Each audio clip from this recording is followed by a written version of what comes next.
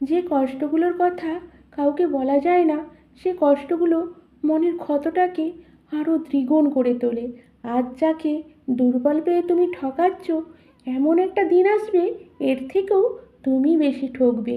তোমাকে ভালোবাসি বলে ভয় পাই, কিন্তু ভাবো না, সন্দেহ করি।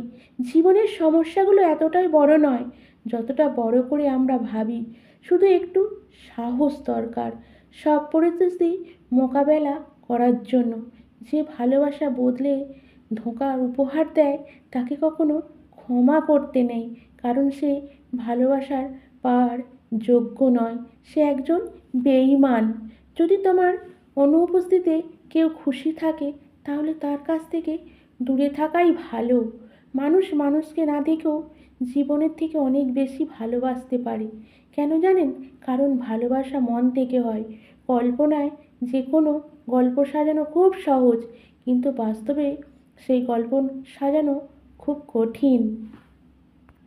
ব্যর্থতায় হতাশায় কিছু নেই, শুধু মনে রেখো, অন্ধকার যত বেশি হয় সূর্য তত উদিত হয়।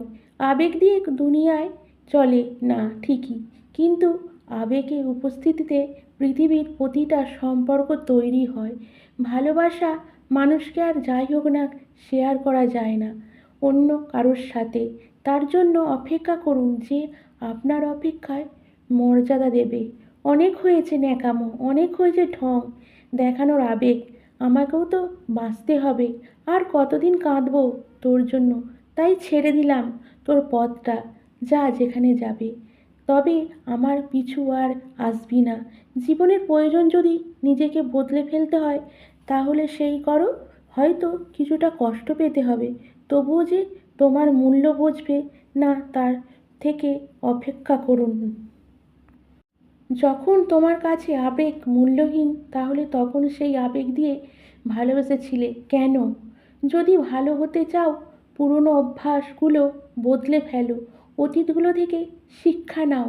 নিজের দুর্বলতাগুলোকে গোপন করতে শেখো। তাহলে তুমি ভালোবাসতে পারবে। আমি সেই দিন সুখী ছিলাম যেদিন আমি একা ছিলাম। আমি সেই দিন দুঃখী হলাম যেদিন তোমাকে মন দিয়ে জায়গা দিলাম।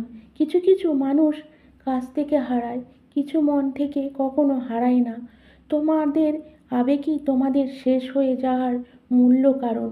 তোমার এমন সময় এমন মানুষের জন্য আবেগ দেখাও যারা শুধু আবেগ দিয়ে গেম খেলতে পারে, ধরে রাখতে পারে না।